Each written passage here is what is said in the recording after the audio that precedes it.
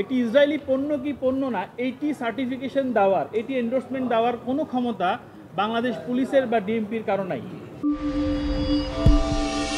12 April 2025-এ ঢাকার metropolitan police headquarter থেকে একটা সার্কুলার ইস্যু করা হয়। সেই সার্কুলারে বলা হয়েছে যে কোকাকোলা ইসরায়েলি পণ্য নয়, কিন্তু আমাদের কাছে মনে হয়েছে যে বাংলাদেশ পুলিশ এই আপামর জনসাধারণের যে সেন্টিমেন্ট, এই সেন্টিমেন্টে এই বক্তব্য প্রদান করে এই সেন্টিমেন্টকে আহত করেছে। বাংলাদেশের 90% মানুষ হচ্ছে ধর্মপ্রাণ মুসলিম, এবং আপনারা দেখেছেন যে কিছুদিন আগে প্যালেস্টাইনে হামলার প্রেক্ষিতে সারা বিশ্বে ইসরায়েলি প্রোডাক্ট বর্জনের একটা ডাক উঠেছে।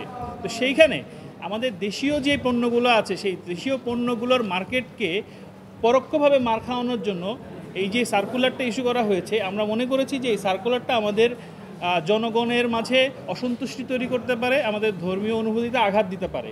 সেই কারণে আমার সাথে আছে এস.এম. জোবায়ের। উনি ঢাকা আইনজীবী সমিতির একজন আইনজীবী, উনি ধর্ম পালন করে থাকেন, এবং ওনার কাছে মনে হয়েছে যে এই বিষয়টি নিয়ে কথা বলা উচিত, আদালতের কাছে শরণাপন্ন হওয়া উচিত, যে কারো ধর্মের অনুভূতিতে কোনো ব্যক্তি যেমন আঘাত দেওয়া উচিত না, ঠিক তেমনিভাবে কোনো প্রতিষ্ঠানও, বিশেষ করে সরকারি প্রতিষ্ঠান, অবশ্যই আঘাত দেওয়া উচিত না। সেখানে সরকারি প্রতিষ্ঠান যখন কোনো বক্তব্য প্রদান করবে, তার দায়িত্ব নিয়ে প্রদান করতে হবে।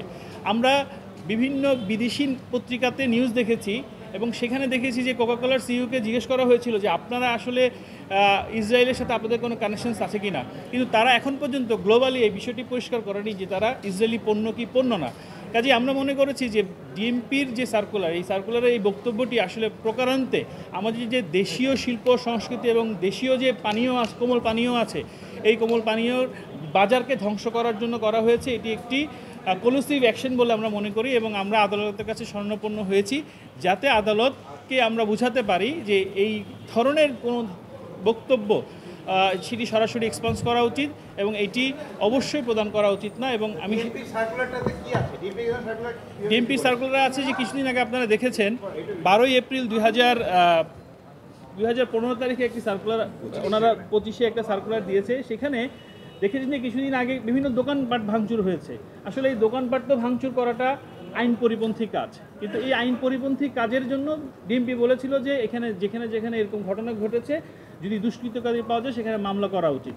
এই বিষয়ে আমাদের পূর্ণ সমর্থন আছে যে কারো সম্পত্তি নষ্ট করা উচিত না, কিন্তু একটি ইসরায়েলি পণ্য কি পণ্য না এইটি সার্টিফিকেশন দেওয়ার, এটি এন্ডোর্সমেন্ট দেওয়ার কোনো ক্ষমতা বাংলাদেশ পুলিশের বা ডিএমপির কারো নাই।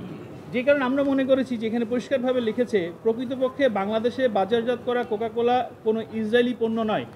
আমার প্রশ্ন হচ্ছে যে যিনি এই সার্কুলারটি ইস্যু করেছেন তিনি কিভাবে জানতে পারলেন যে এটি ইসরায়েলি পণ্য বা ইসরায়েলি পণ্য নয়, যেখানে আমরা গ্লোবালি রয়টার্সের নিউজ পেয়েছি, রয়টার্সের নিউজ দেখেছি, আইবিটি নিউজ দেখেছি, সেখানে ল্যাটিন আমেরিকায় এটা নিয়ে বিশাল মুভমেন্ট হচ্ছে। সেই সব জায়গাতে কোকাকোলা এখন পর্যন্ত নিশ্চিত করতে পারলেন না যে তারা ইসরায়েলি পণ্য কি তারা পণ্য না। সেক্ষেত্রে আমাদের বাংলাদেশ পুলিশের একজন এডিশনাল ডিআইজি অপারেশনস এই তথ্যটি দিয়েছেন, এই কথাটি লিখেছেন, তার বেসিস তো আমরা কোনো কিছু খুঁজে পাচ্ছি না। তো এই কারণে আমরা আদালতে শরণাপন্ন হয়েছি। এই মামলাটি আমরা আশা করছি, আমরা চেয়েছি হলো যে এই যে বক্তব্যটি এটি আনগার্ডেড এবং এটি যেন এক্সপান্স করা হয়। এটি শুনানির প্রক্রিয়াধীন আছে, শুনানির কোর্টটা পেলে আমি আপনাদেরকে জানাচ্ছি।